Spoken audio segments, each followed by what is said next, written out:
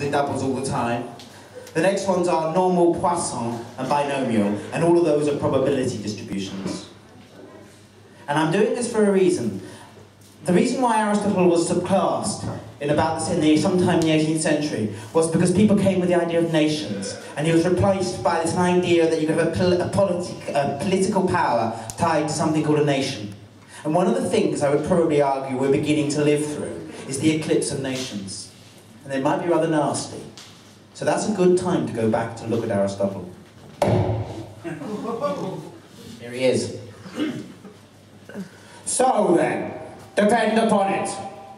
The moment mankind steps beyond the simple family, he will make a state, and he will need a constitution to coordinate the many things a state must do, to regulate our actions long after we've forgotten that we've done them. How then are states arranged? Well, you look upon them, and there is there not, bewildering complexity of possible states.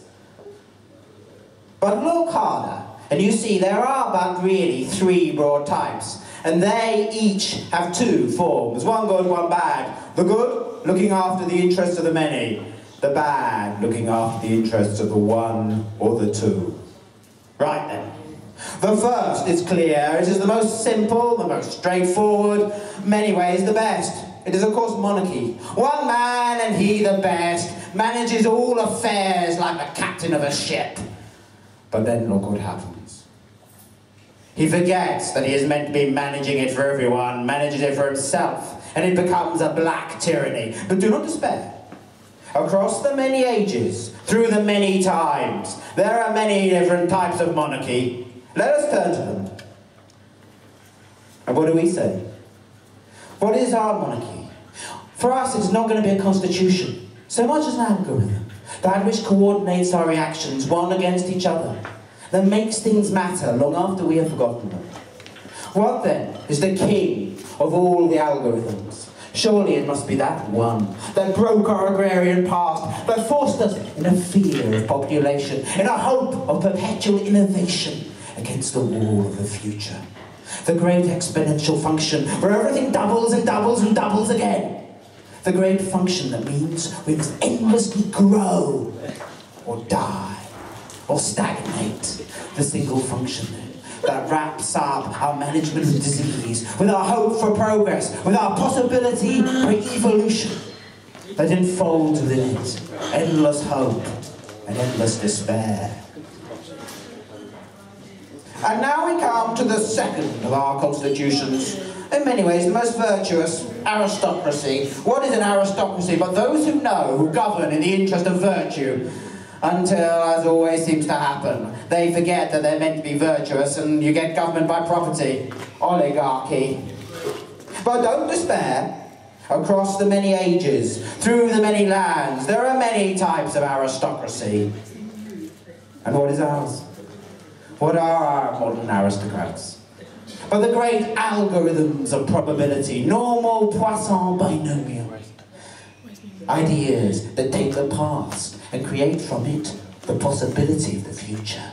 That bind us fast, that have given us the world of the welfare state, the national health system, and international banking.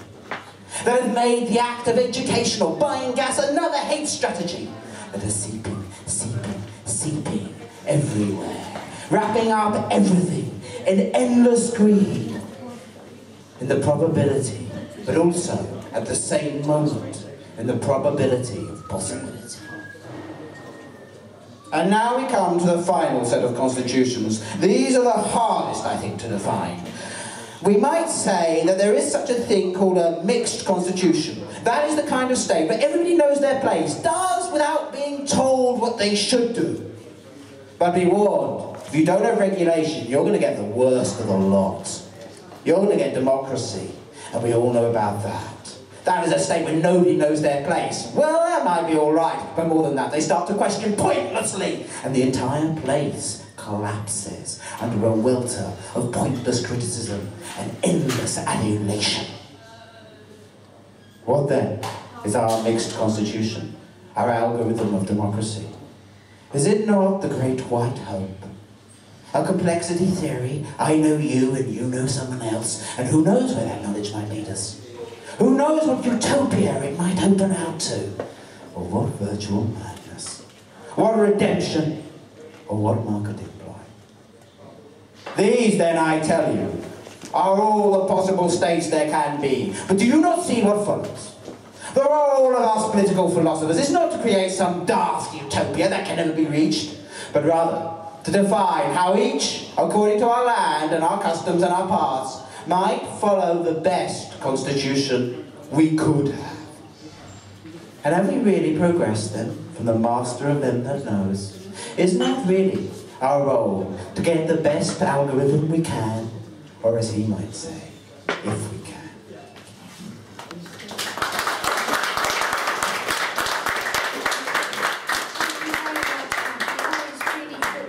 He really does bring the philosophers alive. Another big round of applause, please. Thank you.